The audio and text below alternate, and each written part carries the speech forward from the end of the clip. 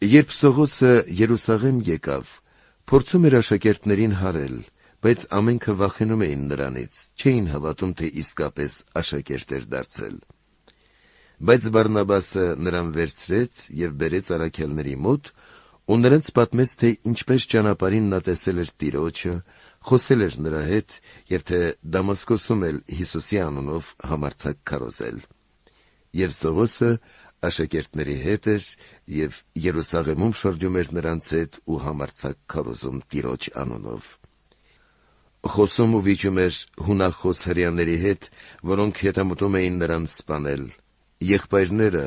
այս բանն իմանալով, նրան Կեսարիա իջեցրին և ուղարկեցին Տարսոն։ Սակայն եկեղեցին ամբողջ Հրեաստանում, Սամարիայում ու Գալիլեայում խաղաղության մեջ էր, և ամրանալով ու ընթանալով Տիրոջ երկյուղով,